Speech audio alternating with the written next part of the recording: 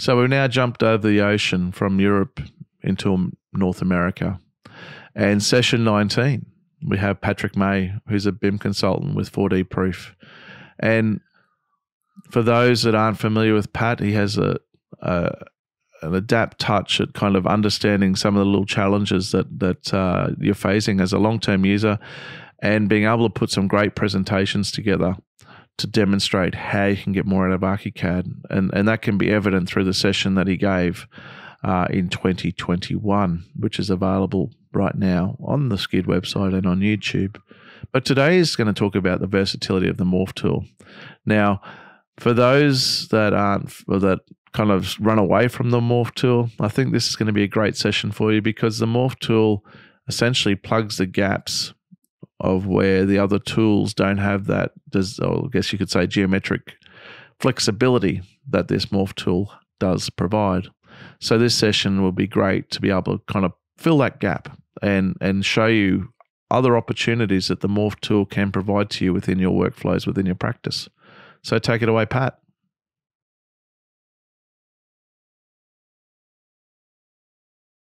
Welcome to this session. I'm going to be looking at the Morph tool. I think it's one of the lesser intuitive tools in Archicad, one of the lesser utilized tools, and oftentimes one of the abused tools in Archicad. It is unique in that it is a surface modeler. It's great for sculpting and manipulating elements. It's really good for making custom elements. On this one in particular, this example that I have up here, it was a light fixture that wasn't quite a revolved shape. It had sort of these indented, turned pieces. So I used an element, the shell tool, to sculpt these out and then combine them together and kind of sculpt and smooth them out. You can see that it does have a lot of polygons and triangulations. And one of the things the Morph tool has is this ability to hide and show and soften edges.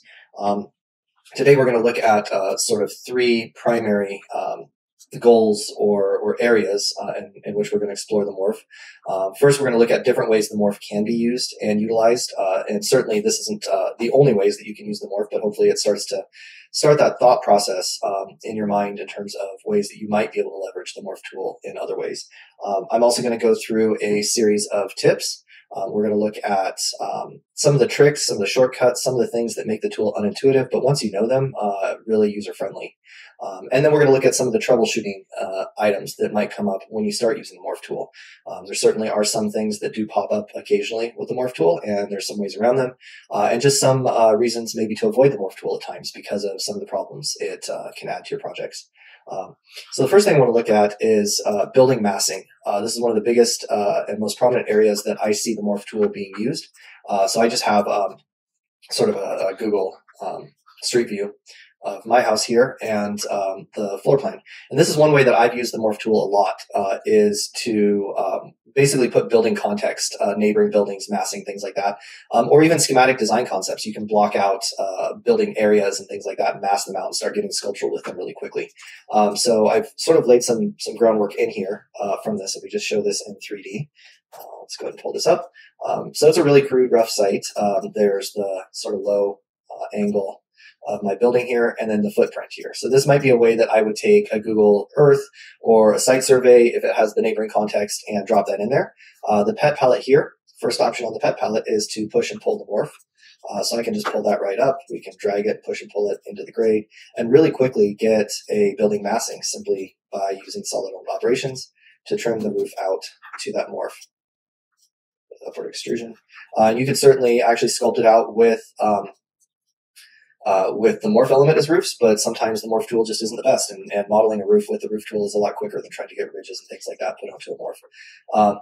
So that's one way in which the Morph tool can be used. Another way that I've really liked using the Morph tool is I have my property here. I know if I have, say, property setbacks, let's just draw a Morph plane. And these are the 4 geometry methods. We're going to talk about that a little bit later, but there's single polygons, planes, geometry boxes, and revolved shapes. But if I draw a Morph plane in here, and then that is, say, representative of the property line, but if it's offset in from that, another option on the pet palette here is to offset edges. So if I know I have, let's not do a copy, offset all edges in. If I have like 5 foot or 8 foot side yard setbacks and maybe a 20 foot front yard setback. This is sort of jumping ahead, but one of the unintuitive ways that a morph can be difficult to use is just simply selecting a single edge. Holding down Control Shift will grab that edge. So if I need to pull this setback back, say another 20 feet, and maybe the rear setback comes in another 30 feet or something like that. If that's my building setbacks here. Let's go ahead and pull that up in 3D now. Oh, sorry, it's processing. So here are those setbacks. And I've used the morph before to basically visualize the design limits of the building, whether it's easements, setbacks, whatever. You can quickly, apologize for the slowness here, pull that up using that push-pull command again through the building. Now, if that's a transparent space, let's go ahead and make this, what do we got here? There should be some transparencies in here. Let's just use this blue glass surface. I'm going to be able to see through it, but I can take it a little bit further and just say I don't want this to be a solid morph. I want it to just be those setback lines. So again, holding down Control and Shift, I can grab just that top surface and delete it. And then I get a clear visual impact on my site, my design, as to how the building relates to those setbacks or those easements or whatever it might be. So using it for sort of site alignment, site restrictions, things like that is a great way, especially in schematic design. You also have the availability to place morphs relative to, say, a sea level. So under your project preferences, under project location settings, you do have this sea level. If you know that that's what your elevation is, you can actually take site elements, like this is a survey, and I know my top of wall, for example, right here is 269.47. So I'm going to try to isolate that out, take that morph line that I drew right there, and set that to sea level. So that's set to 269.47 already. If I drag a copy of that down a little bit further, and I won't trouble you watching me draft here, but I just want to get a couple of these in here. I know that this one is 283.92. So let's go ahead and set that here, 283.92 feet above sea level. Let's do one last one here. 283.93. So I now know these elevation points. Let's go ahead and isolate those out in 3D.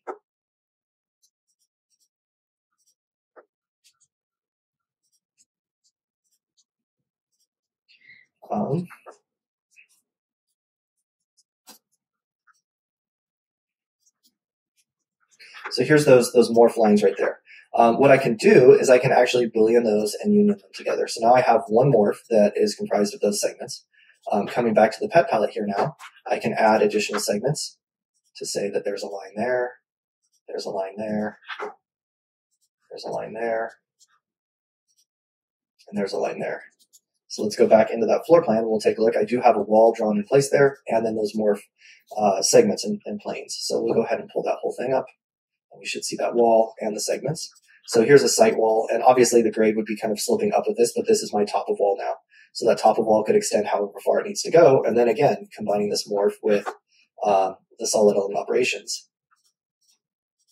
allows me to sculpt that top of wall to fit the survey needs. Another way that we can get the morph tool to work with a survey is if the surveyor gives you top of roof, top of floor.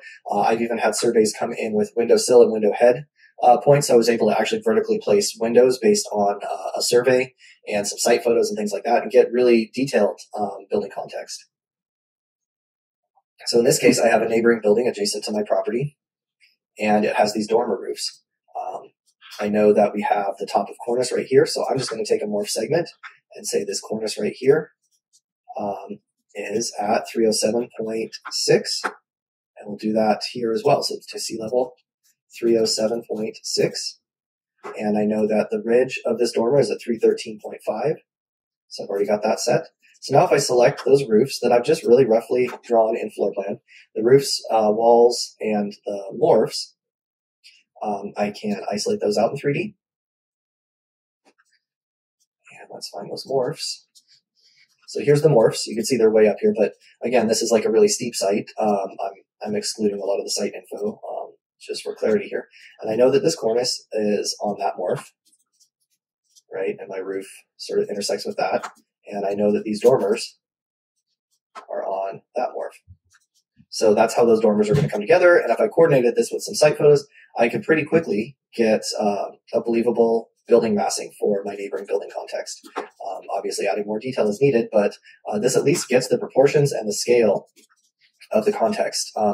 Before I need to start modeling or designing my building, I get that site and that site context input from the survey directly, and know that the height is relative to my mesh contours. If I've modeled those and set it appropriately to my sea level elevation, then I know that all of it's sort of working together there. So that's some use of the morph tool with regard to site context and site massing. Another way that I really like to use the morph tool is with cabinet elevations. So if we take a look at a sketch, I actually got this sketch from an architect. And this might be a little bit tedious, so I'm not going to add all of the detail in here. But he gave me dimensions. The dimensions are blocked out in here by my floor. But this is just the interior elevation. I'm going to draw straight in the interior elevation view. So I'm going to grab my morph tool here. I'm going to put this on my casework layer. And let's just go ahead and draw it in as a morph plane right here on the surface. So let's draw it from this corner. So I can go, let's see, we'll go X, negative 5.5, Y, 33 inches. We'll just give it a 1-inch countertop there. So I know my counter is at 34 inches. So I'm going to draw that countertop in here now. X, 5 foot, 6.5 inches, and Y, 1 inch. Oh, I got that backwards. That's okay. We'll just flip that over. So now I have this basic cabinet in here.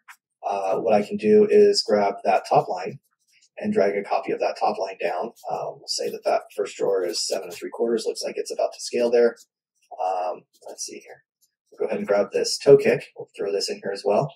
And we'll make that 4 inches. That seems about right. Let's go ahead and grab these lines, copy those over 1 foot 9. Let's do the same thing on the other side. So you can see it's not much different than just drawing a 2D elevation. The difference is that this can really quickly become my 3D cabinet. And this isn't necessarily the most useful. There are objects, obviously, that can do this. But anytime you find yourself fussing around with the object tool to get it close enough, I'll oftentimes just jump right into modeling with the morph tool. It can be really sculptural, and you can start to even offset for those rails and styles. If I isolate this piece out, for example, use that offset command and hit the option key, it's going to offset a copy of that in.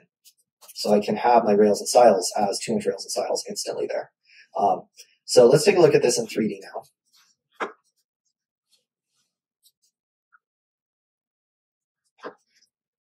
Right, so the morph is going to be drawn at wherever that cut plane was at. It draws straight on that elevation's cut plane. But because I drew it in there and I know that it's orthogonal in the right location, I can just drag it to that back wall and then say that my cabinet elevation here is 21 inches, right? And then I know that I've got a 1/2 inch counter overhang, so let's pull that to there and push it back 1/2 inch. Obviously, like if I pulled this whole thing back before drawing the face on, maybe this would have been a little bit quicker. But even this piece right here, drawing that in, solidifying, you can come back in and draw any lines that go missing, sort of repair that stuff as needed. But this will give you a pretty quick cabinet. Once you just start pushing and pulling, I can even get my toe kick in here, say that that's, I don't know, 3 inches back. I can select individual segments. Obviously, I don't need these segments as part of my cabinet, and say delete. You could even draw in some of this other stuff as just line segments. And if you've ever used SketchUp, don't know many people that do anymore, but it's not dissimilar from the way SketchUp works. It is a surface modeler after all, so it's sort of designed in the same vein. But you can see here, now I've got a basic cabinet pretty quickly. Push and pull and get that rail and style back there. And again, like you do find yourself oftentimes adding in extra nodes and segments to tidy up and add faces to that stuff. So that's another use for the morph. I use it for cabinet modeling, casework, detail trim anytime it's sort of more complex or more specific than the object tool or beams and columns or slabs are going to be able to do for you. We already looked at this in a little bit of detail, but let's go ahead and pull this up as another example of how the morph tool can be used as a solid element operator. So this is one where less involved in like just sculpting with upward extrusion. This is a case where my building section is never going to clean up. I want my siding, for example, to run up. I want the wall to be bird's mouthed into this rafter. However, that needs to be drawn. Even if it's this is just a polyline right here, but if it's something like pulling this across right here, for example, so that's my top of plate. So I have this polyline right here. I'm going to drag that up a set distance. Let's move it up 2 feet. And then let's take our morph, and we'll just magic wand, holding space and clicking on that. Now there's a morph that I can pull down 2 feet. And let's isolate that out with the wall here.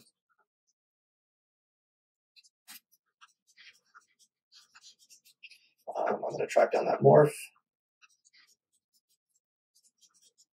Did I get maybe I got the polyline and not the morph. Bear with me for a second here. Let's get back into here, figure out why that morph isn't popping up. Oh, that's exactly what I did. I have the polyline there, not the morph. Well, let's leave the morph up above just so we can sort of draft a little bit more accurately. So there's the morph that I have, and I can drag that morph to here and drag a copy, just like we did with that site wall. So I have 2 separate morphs now. Those morphs are in no way connected. So if I start drawing lines between them, it's not going to necessarily solidify or join them together unless I draw all the way around. So the quickest way to do this is to grab it all and then Boolean and then union. Now that's not something that's very easy to break apart. If I needed this segment to be separate again, I'd have to use like a split command or redraw it.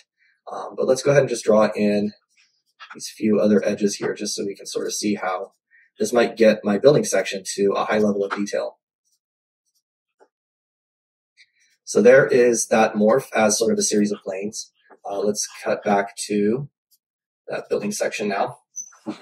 And just to verify, confirm that these won't in fact clean up, let's go ahead and grab those. And if I right click, well, first of all, I could say that this is my target and this is my operator and do a subtraction with upward extrusion. The problem is now on my elevations, my 3D model, I'm seeing the end face of that roof.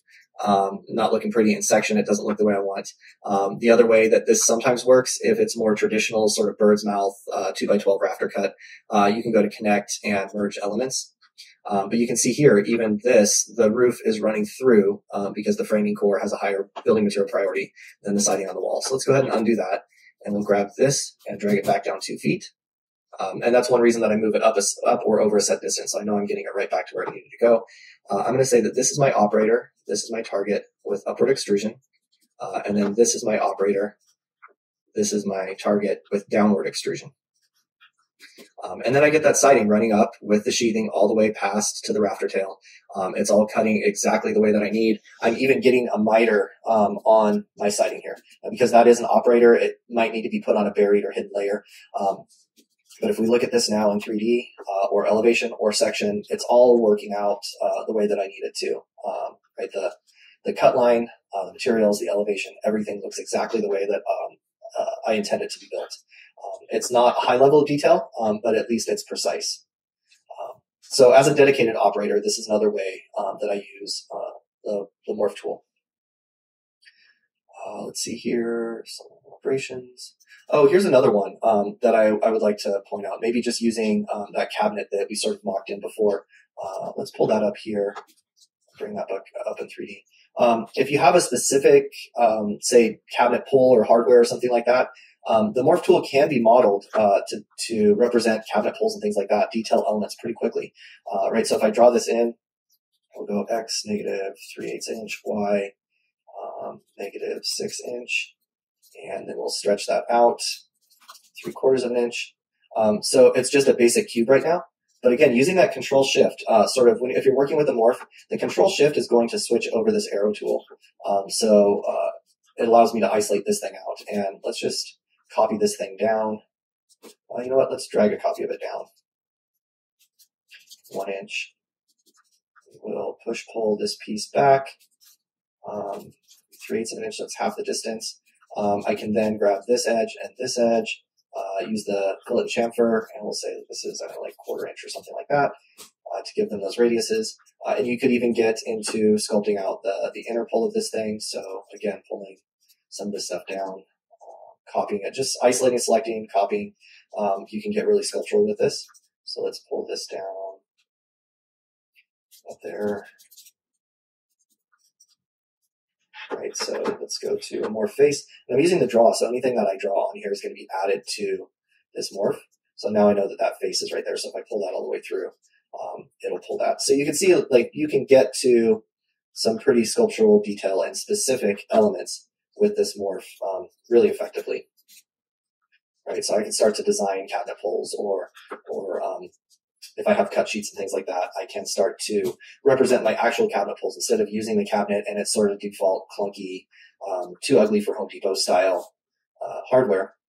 You can get really specific and start designing or modeling your own hardware with the morph tool directly.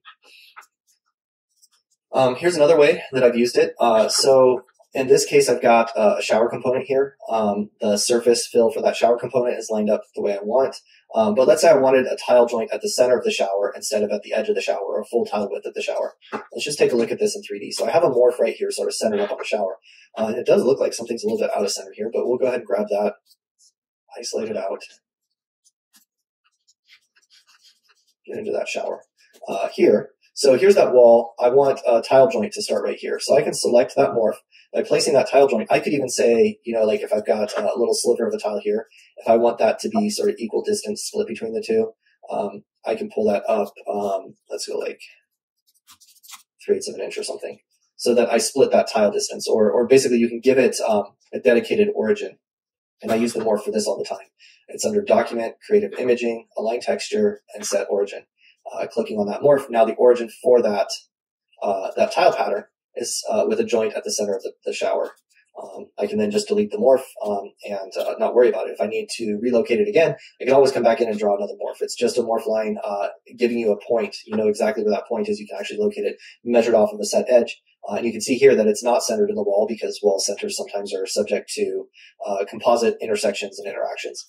In this case, I wanted it to be centered between the finish width, and that didn't work with the other walls in this design. So placing a morph gave me a point to actually snap to, so that I know that that origin for that tile pattern is starting exactly where I placed that morph. Let's take a look at some other examples of ways to use the morph. So I use morphs frequently for manipulating downloaded objects and creating objects of my own. So in this light fixture, for example, I was asked to model a lot of this. So this is a cut sheet I got. I converted it to line work, exploded it into lines and fills. A lot of this isn't great for the morph tool, these revolved surfaces. We'll look at the difference between a shell and a morph here in a little bit. But trying to sculpt out this sort of U-arm shape, you can do it with the object tool with basic shapes. You could technically do it with a shell tool revolving around. It's a little bit tedious to do that. If I have the line work here, a really quick way to do that, just grab your morph, hold down space, magic wand. Now I've got a morph plane right here. I know that this sort of tube, this channel is 1/2 inch. So let's pull that up in 3D.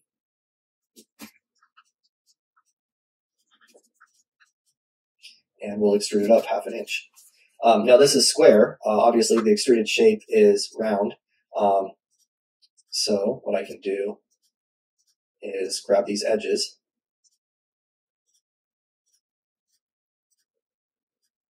all the way around. I don't want to grab all the edges because I don't want these ends to be rounded off as well. Let's use that fillet chamfer, and it's 1/2 inch, so we're going to go 1/4 inch. You'll always get this warning, almost always. It's going to say that it can't do it, it's too large, too small, whatever. Usually it'll find the closest radius to it. I'm not sure why some of these like junctions right here just don't like to resolve at the half the distance. But you can see there that it looks great, it's fine. I can then set that to hidden so I don't get all of those outlines. Another reason that I really like the morph tool for things like this, you notice that I modeled this whole thing as if the light fixture were laying down. What I can do is actually mock up a dummy cube right here, and then rotate this back to vertical. So I can grab it and rotate off of this surface. And then we jumped way down here for some reason. Oh, you know what? I don't know what that was. Let's get back to where we were. Apologize for that. I think I might have rotated a single edge instead of the entire morph. Let's go ahead and try that again one more time. Right, so there's that. It's right next to it, so it should be fine. The other thing that you can do is you can right-click and say Pick Plane. And grab that face right there and rotate it up. And I know that I'm on that Y plane because I've grabbed that plane as the default. So that's one thing that you can do with the morph. Another thing, let's just take a look at one other sort of hang up, and it's one that I don't ever try to work around. Sort of using that fill and chamfer option can be the best option. But if I had, you know what, let's just do it this way. Let's say that we have a morph segment that represented the center line of all of this. So we'll draw that in. And one thing you'll notice with the morph is it has this tendency to segment out like this.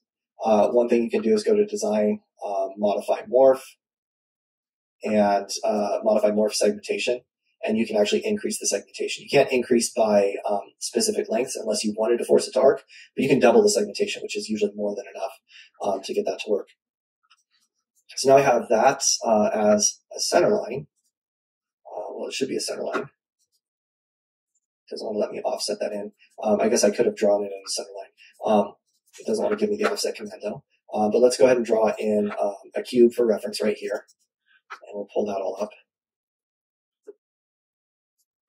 So if I have a morph arc here, so we'll draw this in 1/4 inch radius. Something like that. And again, notice like these small morphs tend to segment out really badly. So it is one hang up with the morph tool. But what you can do with the morph is use this multiple segment option. Unfortunately, I've never been able to get it to magic wand. So you do end up basically forcing it to segment. It doesn't work for curves very well at all. But it is another option. You can hypothetically get this morph multiple segment to work. I've used it for sort of twisted, ribbony fixtures where being precise doesn't matter.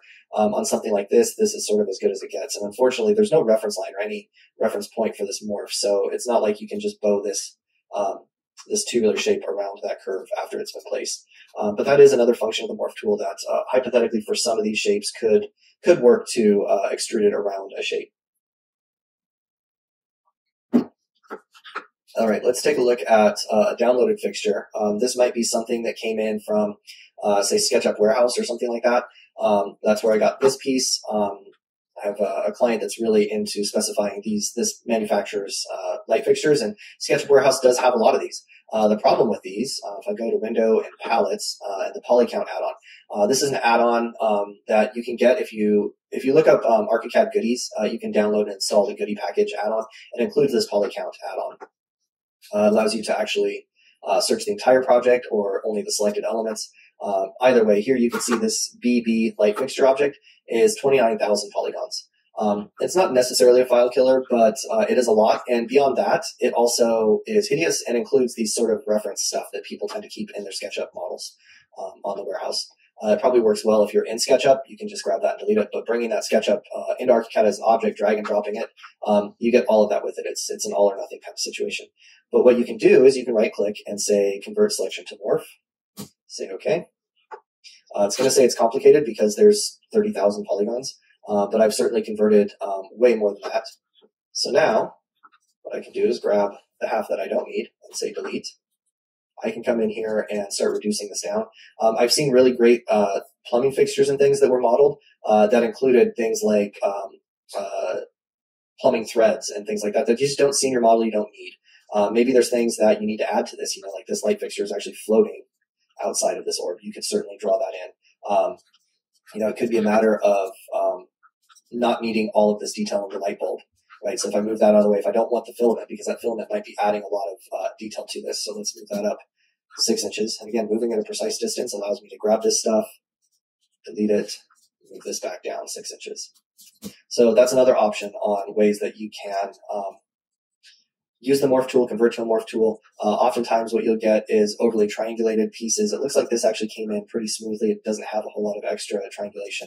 A lot of times these SketchUp parts come in looking more like that first object we're looking at, where they sort of have this extra line work. But you can grab that and just change this to hidden, and then that's going to go away. Sometimes changing it to soft works. Sometimes it makes it look a little bit billowy. But in this case, that seems to work okay. And actually eliminates that pen ring around it. So, yeah, converting parts to morphs is a great solution. You can then also save this back as an object. If we went back here, select on floor plan, we'll just jump to that. So here's that light fixture that's been converted to morphs. I can grab that and go into File, Libraries, and Options. And you can actually see the difference in that bulb versus these bulbs. It doesn't have all of those nodes visible. Libraries and Objects, save selection as object. And let's go ahead and dump that in the correct folder. This is just sort of a little tip on organization. Keep things in the correct folders. The other thing is when you convert a SketchUp part into morphs, it's going to add these texture files. You can certainly delete them after they're converted to morphs and sort of sort out and purge your surfaces down. But it is going to add those surfaces because the SketchUp part actually has surface images embedded in the GSM, the GDL script. When you convert them, it adds them to the attribute surface list. But let's call this LA Pendant 1, save. And now I've got, and you can see how many surfaces, probably unnecessarily high amount of surfaces for a simple fixture like this. But say OK, and that is now back to being an object. So that's one way another way to use the morph tool to kind of clean things up a bit. Let's take a look at the segmentation issue in Archicad again. We looked at adding segmentation to, oh, you know what? Is it here? Well, let's just take a look here back at that light fixture. So here's all those morphs, right? If I come back into my palettes and PolyCount, let's just check to see converting it to a morph. Probably cut the polygons of that fixture in half because we took that duplicate and purged it out. And I believe it was like 29,000 polygons before. So wait for that to process. It's a common enough warning with the PolyCount. And it's collecting all of the polygons for everything in Archicad. This is a big file. I've actually copied in a couple of projects into this to demonstrate. But it's only 1 million polygons here. But let's go ahead and switch this to selection only, hit refresh. Yeah, so it's about half of what it was. But sometimes what you can do is go to Design and Modify Morph and Modify Morph Segmentation. And let's say fewer segments this time. This is going to create more of that sort of segmented look. But if I wanted 15 of these fixtures, that was just too high a polygon. So let's see, it dropped it by a little bit. So not necessarily going to be helpful for something like this. But if you run that a few more times, Design, Modify Morph, Morph Segmentation, fewer segments, and try one more time. Yeah, it's starting to knock it down a little bit. At some point, it starts to sort of fold in on itself. And it really might only work with things that are sort of really sculptural. And the best thing you can do, honestly, is just grab pieces that you don't need and nuke them out of there when you convert an object like this. But occasionally, modifying that morph segmentation, creating more or fewer segments is going to be better. We did look at increasing segmentation before, but I do want to sort of look at that one more time just to run you through that. Let's get to this piece. So yeah, like I showed before, if you do end up magic wanding something, you end up with all of that segmentation right there. What you can go do is go back to Design, Modify Morph, and Segmentation. You can say double the segmentation. I'm not sure when you would ever say number of arcs per or segments per arc or whatever. It doesn't even give you the option with this particular morph. It might only be with single line morphs. But here you can double the segmentation, still a little bit off.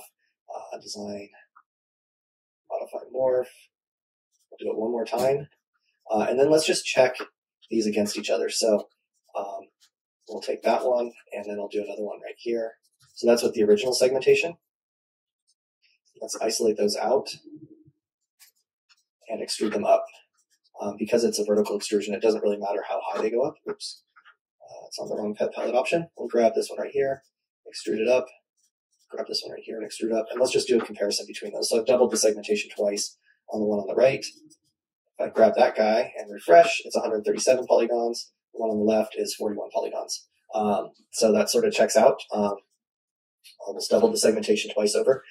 So it does effectively increase the polygons, which can be bad for your file, but it also, on these detail elements where maybe you're doing a rendering, gets rid of that sort of chunky, choppy edge look.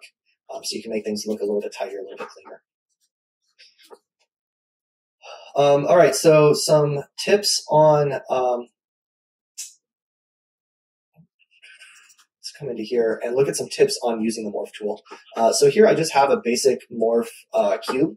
I've mentioned this before, but it's important that if you're working with a morph tool, you notice your arrow tool has this little white arrow. Let me just drop in, you know what, I'll just drop in that light fixture that I had before. So you could hypothetically switch it to this white arrow, and then holding Control-Shift will change it back. The problem is that now the default is not going to allow you to select anything but a morph face or edge. So even if I wanted to select the entire morph, I would have to hold Control-Shift. So my default is always to have it at the arrow tool, so that I can select anything, even an entire morph. And then when I need to select just an edge or series of edges, you know, if I'm looking at this as maybe a kitchen island or something, I can pull this down 1 inch, for example. Control-Shift is going to give you the ability to select edges. And then with those edges selected, you can use all of the functions you would normally use, like drag a copy. You know, pull that up 3 inches or 4 inches or whatever. You can use the pet palette options to push, pull, and get your toe kick and your counter edge nosing, and all of that stuff can be, you know, so if this were a kitchen island with a seating area, you can start to sculpt this out pretty quickly using the morph tool. You can even start to draw in your cabinet doors and get your cabinet division. So, you know, this is a 10-foot island. If I had 2-foot doors, I can use my multiply command to drag multiple copies, -1, no displacement, 5 doors, and drag those in. You can also drag multiple copies. So if I grab that guy and drag multiple, that's Command D, Command Option on the Mac default. I can pull the first drawer down 6 inches, pull the second drawer down 12 inches, and pull the third drawer down to center up between those two. Something like that. So I get those cabinet doors put in. Those won't render out because they are just lines. So if you really wanted to render this and not just have it be an Archicad view or a technical interior elevation, you'd have to actually model those reveals. It starts to get a little bit more fussy. We'll talk about that here in just a little bit because there are other ways to handle that level of detail outside of starting with the morph. So there's the multiply. Say we had like a bullnose countertop. We did look at this before, the fillet and chamfer. But if I come in here and say we've got a 1/4 inch chamfer, for example, on that countertop, I can model that in here really quickly and easily. Additional pet palette options.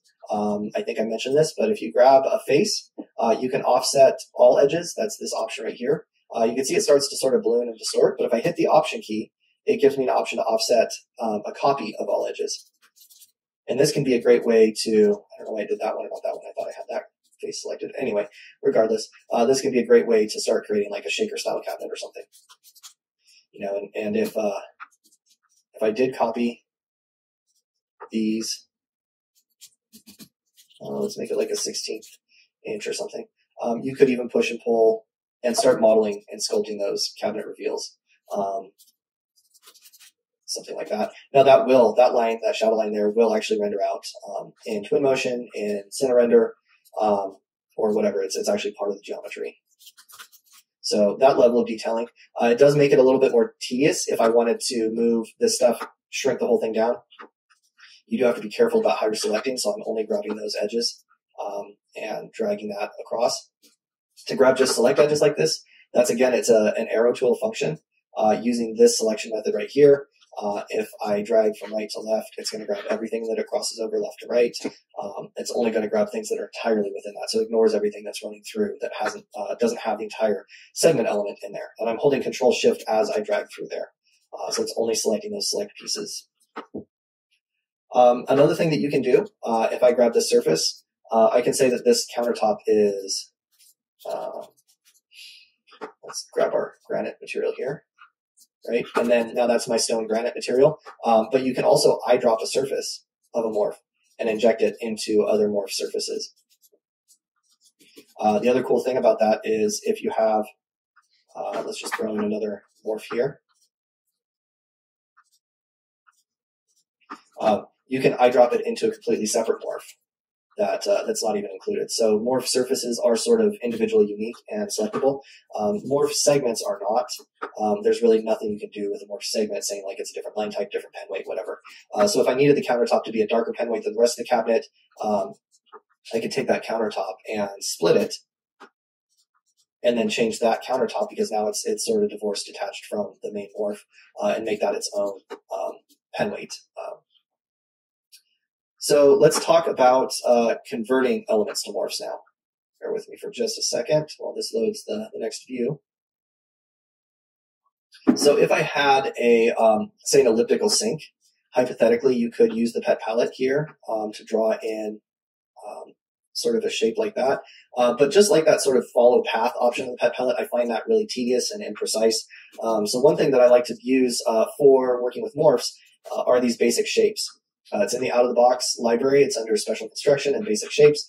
And let's switch to the thumbnail views here. But like the ellipsoid or the elbow or things like that, that might be difficult to model. You can start with these shapes, get them to the exact geometry. So like that U-shaped light fixture, I could have started with elbows and tubes here, placed them, and then just right-click and say convert elements to morphs. What that's going to allow me to do now is add this as an operator, add this as a target, subtraction with upward extrusion, and execute. If I put this on a hidden layer, let's see what I have here, just put it on any hidden layer. Now that is sculpted into here. But what's really cool about the morph tool in particular is the ability to convert a morph to a morph. So if I right click and said convert selections to morph, now that solid element operation is completely unnecessary. You know, I moved that over if I went back into my layers. Okay, let's just turn all layers on. You can see that morph ellipse right there, ellipsoid, is now no longer in the model. I can also eyedrop and inject into that basin. So now I have sort of a cast sink in my model really quickly and easily. Converting a morph to a morph embeds that in there. Another example of how this works, if I have, I'm just going to draw these over the top of my counter here just so I have something to view them on. If I have a couple of walls here, for example, the walls like to sort of interlace, they like to cope to each other like this. So if I were to convert this morph to a morph, or sorry, this wall to a morph, notice it has that shape. This wall now becomes detached from it because a wall is not going to intersect with a morph.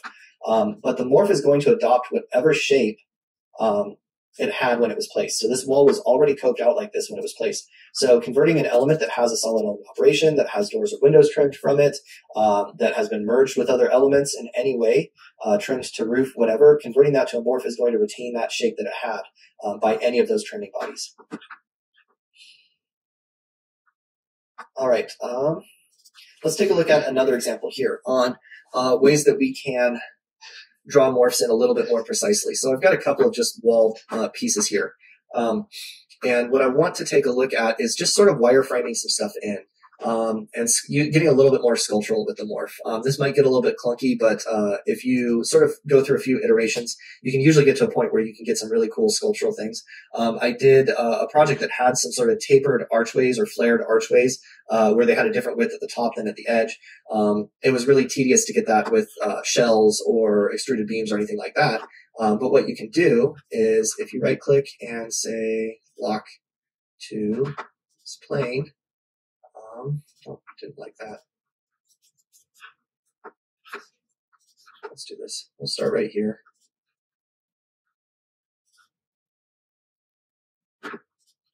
Lock to that plane. There we go. No.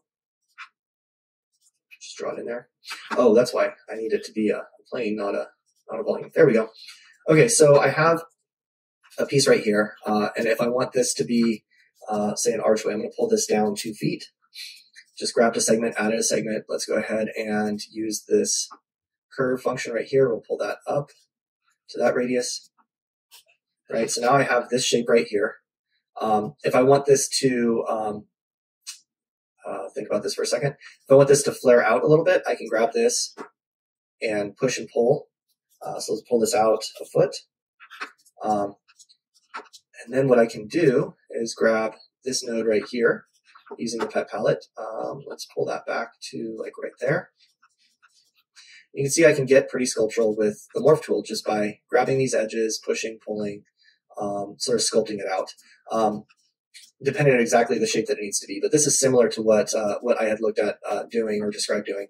Another way that you can do this is to essentially wireframe it out. So if we do this right here, we'll do the same process here. We'll arch that up like that. We'll delete all of those guys.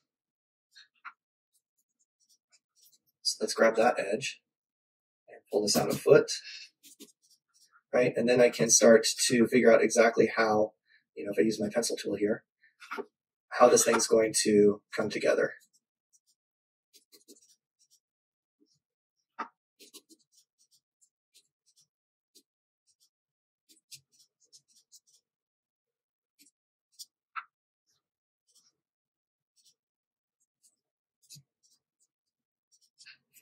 Maybe something like that.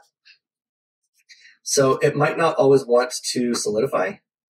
Let's go ahead and copy some of this stuff over. Near it over the center point right here. Right, so there's no face right there. But what I can do is I can grab these edges and go to Design, Modify Morph, Cover with Faces, and it'll add a face to that. Occasionally, you can get really complex with shapes and find the face that might fit here. So if I went Design, Modify Morph, we'll just try it, and it actually adds that face in there. So you can get pretty sculptural pretty easily with adding those faces. Obviously, if it's something like this where it's just a flat face, usually you can just add a segment back in there and get that face to work.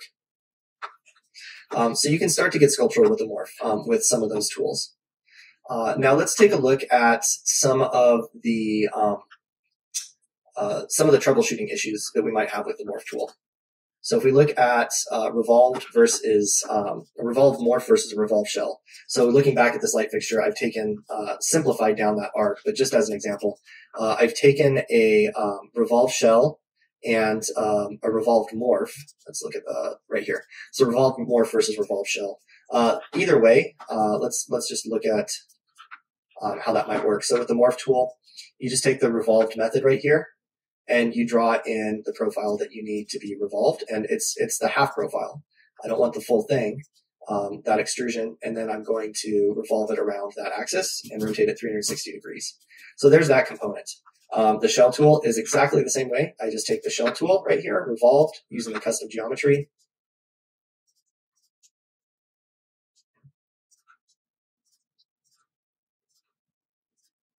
And revolve it there. So the difference between these is once the morph has been revolved, once it's been placed, it's sort of more or less locked in. You can't just grab an edge and sculpt that edge back out. Because the shell retains that polygon that it was based on, it becomes manipulatable still. I can then add that in there, or like if I wanted, of course, mouse died just in time. If I wanted the shell to the receiver for that light bulb to be sort of sculpted in, I could add nodes and polygon edges and stuff to the shell tool and not have to start back over from scratch. With the morph tool, once you place it on something complex like this, it's more or less set in stone. So there's not a whole lot that you can do with the morph after it's been placed. The shell tool gives you a little bit more flexibility. So I think if you take anything away from this whole presentation, it should be that the morph tool is a great tool. It has great uses, but it also has limitations. It certainly shouldn't be a catch-all. You certainly shouldn't be modeling entire building elements with the morph tool outside of maybe some really rough schematic design type things. So let's take a look at what this shell, for example, here. It'll let me select it. There we go. So if you wanted to manipulate it further, right, you can use the pet palette to start sculpting and manipulating and modifying however it needs to go. And it's going to give you that sort of ability to modify it later. But looking at the difference between these two elements, right, so here's the morph and here's the shell revolved around the exact same profile. Let's first go to the window, palettes, and PolyCount. And it might take a couple of seconds to process this again. And it's the PolyCount tool is great for when you're managing and auditing and working with maintaining file functionality, but it's a palette that you only want to pull up when you need it. If you leave it open, it's going to be constantly trying to process and reevaluate the polygons in your model. And even a million polygons like that is tedious. So let's go selection only. Right, so the morph is lower polygon, believe it or not, than the shell. But if we look at saving this out as an object, like we did with that sort of complex branchy fixture, I have two objects right here that I've saved out from these. And I just saved them to the embedded library. Let's go ahead and open both of those objects up. And if you're using morphs and model primitives to build objects and save them, like we did with that light fixture, polygons and complexity of file are two totally different things. So the shell, for example, the 3D script for that shell is just this. It's just a couple of dozen lines of script. because it's really just defining that polygon and the revolution or extrusion that that polygon is making. Pretty simple script. The script for the equivalent on the morph tool, sorry, let's switch back over here to the morph 3D script, is hundreds of lines for that simple revolved element, because it's defining every edge, every vertex and every face, and all of the materials and attributes associated with those polygons. Even though this is lower polygons being saved as an object, it's a more complex object. If we look at the library manager, and hopefully we can find that in this embedded library.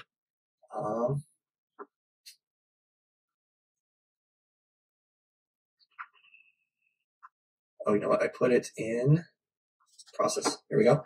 So you can see that the script for that shell object is 12 kilobytes. The morph object is almost 10 times larger in file size.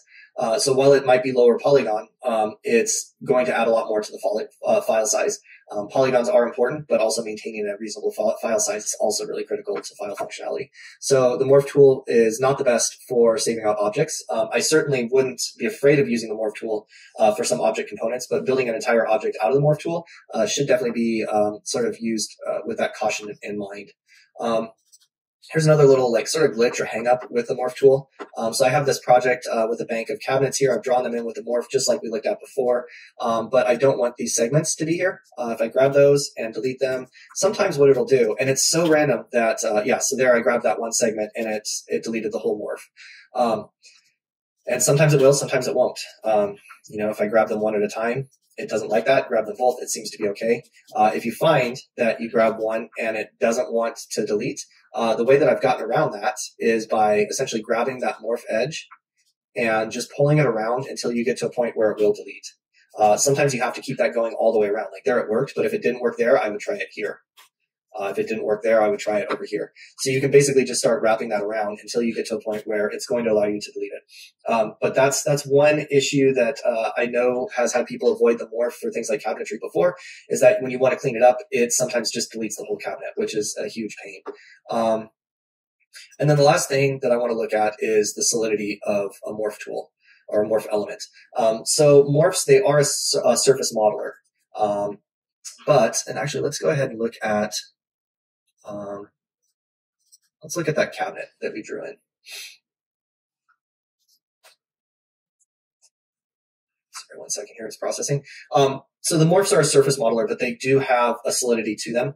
And the reason that that's important is that sometimes non-solid morphs won't have options for a surface fill in floor plan.